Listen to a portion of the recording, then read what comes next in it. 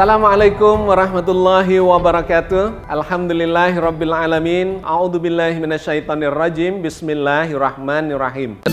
Hei penguasa, adillah pada kami tak bodoh. Meski memang kami tak pandai, tapi kami berjanji akan tetap mengkritik sesuai isi hati. Kenegarawanan Hakim Konstitusi. Megawati menekankan tanggung jawab penguasa seperti presiden terhadap etika sangatlah penting. Maka bila presiden terkesan memperjuangkan kepentingan sendiri atau keluarganya, itu fatal. Sebab presiden adalah milik semua rakyat Indonesia. Mega tekankan Pilpres 2024 merupakan puncak evolusi, kecurangan terstruktur, sistematis, dan masif. Ditambah motif nepotisme yang mendorong penyalahgunaan kekuasaan presiden. Hingga Mega menuntut sikap kenegarawanan Hakim Mahkamah Konstitusi untuk memulihkan etika dan moral. Karena tanpa itu Mahkamah Konstitusi hanya menjadi jalan pembenaran bagi sengketa pemilu yang orientasinya hanya pada hasil tanpa melihat secara jernih bagaimana keseluruhan dan input dari proses pemilu. Ini dia, di akhir tulisan Megawati mengingatkan tidak ada kekuatan yang menghalangi fajar menyingsing di ufuk timur. Sadarlah, insaflah, ingat nama-nama kalian akan tertulis dalam sejarah Republik Indonesia. Semoga amicus curiae. Menteri Investasi Bahlil Lahadalia membela Presiden Joko Widodo usai disindir Presiden kelima Megawati Soekarno Putri soal Pilpres 2024 yang diwarnai kecurangan, nepotisme, dan penyalahgunaan kekuasaan. Bahlil mempersilahkan siapapun yang bisa membuktikan dugaan kecurangan Presiden di pemilu 2024. Mengenai majunya Gibran, Bahlil katakan tidak ada aturan yang melarang anak Presiden untuk maju di pemilu. Selama itu bisa dibuktikan, monggo saja. Tetapi ini kan masih dugaan.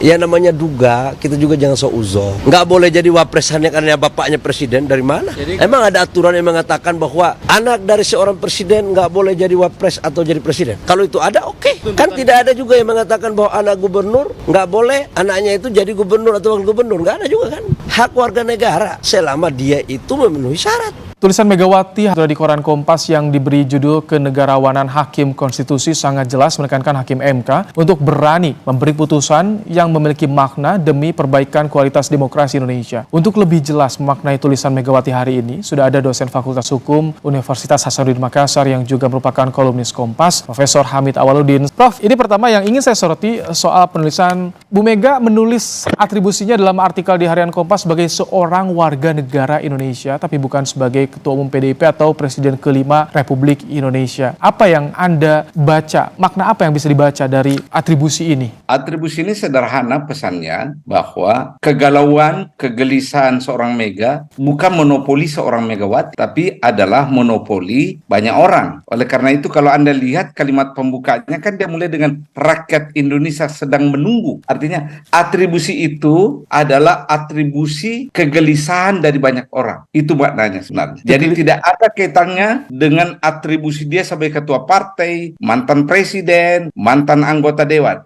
Mega adalah rakyat Indonesia.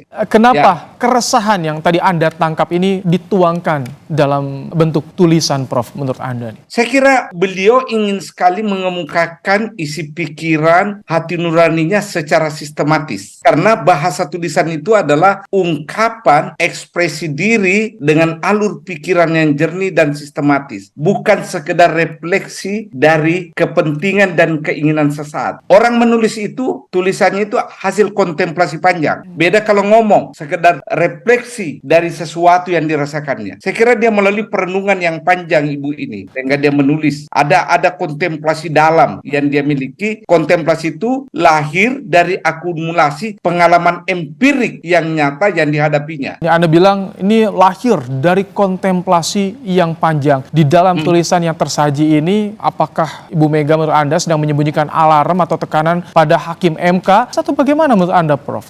Saya kira dia tidak menekan ya. Dia mengharapkan. Jadi ibarat ibaratnya Ibu Mega itu berada dalam dahaga kebenaran dan keadilan. Dan dia membayangkan bahwa Mahkamah Konstitusi masih bisa menjadi oase untuk menghilangkan dahaga kebenaran yang dicarinya, yang menggelisahkan dirinya. Saya kira dia nggak mencam. Dia mengharapkan, karena kenapa? Dia kan membayangkan Mahkamah Konstitusi itu sebagai hakim itu adalah negarawanan. Negarawanannya yang dituntut. Statementship-nya. Dan dia memberikan 4 kriteria untuk menjadi negarawan itu. Jadi jelas sekali. Kalau dia mengintimidasi, mengancam, dia tidak memberi kriteria. Dia hanya mengatakan kalau Anda tidak lakukan ini maka itu ancaman. Dia mengharapkan dan dia membayangkan masih ada negarawan di antara orang-orang yang berjubah hitam yang bernama hakim. Ini kalau Anda melihat, ini adalah sebuah keresahan dari seorang Megawati Soekarno Putri menantikan hasil yang terjadi di Mahkamah Konstitusi, atau ada justru ketidakpercayaan pada proses yang terjadi di Mahkamah Konstitusi? Anda membacanya, Prof? Saya melihat secara positif bahwa dia mengharapkan Mahkamah Konstitusi itu dalam memutuskan perkara yang disengketakan sekarang ini hasil pemilu tidak berkutat pada angka-angka statistik. Berapa jumlah TPS yang tidak menyelenggarakan secara baik, tapi dia ingin melihat prosesnya. Itu kan jelas sekali ada kata-kata yang dia gunakan ya, bahwa voting behavior, ya tingkah laku pemilih itu ditentukan oleh social expenditure. Dalam konteks ini secara spesifik beliau memberi contoh adalah bantuan sosial yang bisa mempengaruhi pilihan seseorang. Prof Hamid, kalau misalkan Anda melihat, apakah Bu Mega ini termasuk sering menulis kolom seperti ini, ada memberikan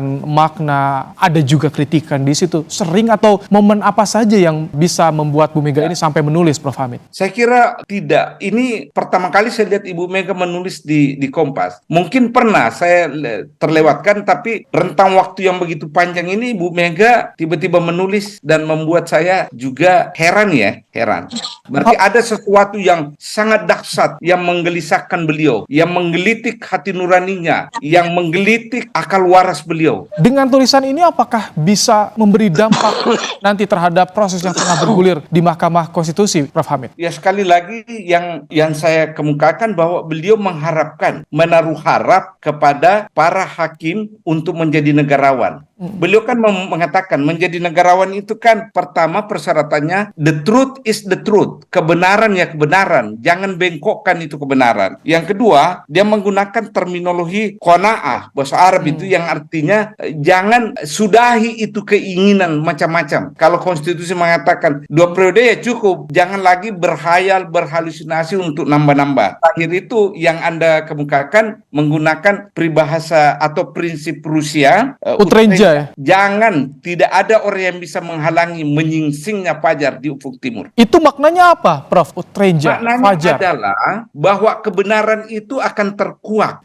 Kemudian jangan paksakan menyembunyikan kebenaran, karena kebenaran yang diidentifikasi sebagai fajar itu tetap akan muncul. Hukum alam adalah fajar menyingsing di ufuk timur. Itu maknanya. Jadi ini sebagai pengingat bagi hakim konstitusi, Ya. amicus curiae. Apa yang Anda baca soal ini, sahabat pengadilan, Prof? Ya, itu menunjukkan bahwa Ibu Mega tidak membenci pengadilan dan tidak mengintimidasi kan? Dia ingin mengatakan, wahai pengadilan, aku ini menyuarakan kebenaran dan kebenaran juga kau miliki. Itu maknanya. Prof, kalau misalkan ini kan tadi kembali bicara soal atribusi sebagai seorang warga negara Indonesia, padahal Bu Mega adalah seorang ketua umum partai politik besar, pemenang pemilu juga, Prof. Kan tentu ada instrumen, ada tools yang bisa digunakan untuk bisa memberikan concern. Saya kira beliau sekali lagi ketika orang mengekspresikan keinginannya melalui tulisan, berarti dia berkontemplasi itu. Tidak sekedar bereaksi. Antara berucap dan menulis dua hal berbeda. Karena ya, kalau orang menulis itu kerangka pikirnya harus sistematis kan. Sementara kalau kita ngomong, yang penting lawan bicara memahami apa keinginan kita. Tidak perlu sistematis. Saya nggak ada kepentingan, saya bukan tim siapa-siapa. Saya cuma ingin... Kita bukan politisi. Bukan, tapi kan ini kan konstitusi dimain-mainkan untuk politik.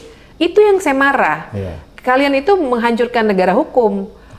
Maksud saya kan kita mesti lihat konteks besarnya dong, bahwa ada seseorang yang ingin maju, ada hukum yang menghalangi. Ya normalnya kalau kita taat hukum, peduli dan hormat pada konsep negara hukum, ya sudah tunggu aja lah ya. Tapi kan ini nggak, hukumnya yang diganti. dengan menggunakan kekuasaan. Nah, itu yang jadi masalah pada negara hukum kita.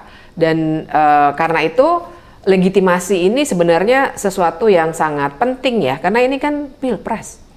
Dan kedepannya ini akan mengganggu proses. Semuanya bernalar. Kita kan nggak bodoh-bodoh juga. Kita bisa melihat dengan kasat mata kok. Orang ini udah ada benturan kepentingan, ada masalah.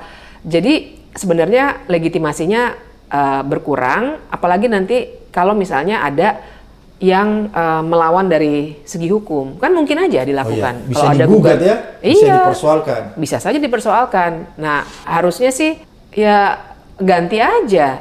Akan tetapi yang membuat kita teriris, mereka yang katanya para wakil rakyat justru pada hari ini mempertontonkan mengamputasi demokrasi. Dan hari ini kita sudah mendapatkan sebuah keputusan yang sangat kita hormati dari MK. Masih juga berusaha untuk dipegal, masih juga berusaha untuk dijagal. Hari ini di depan mata kita melihat dengan gamblang bagaimana wakil rakyat kita tidak mewakili suara rakyat. Kita kumpul di sini di bawah satu kata.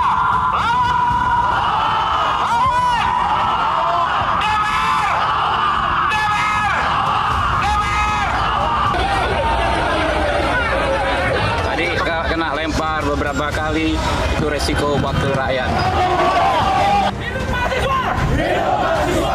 Saudara-saudara semuanya, terima kasih. Indonesia.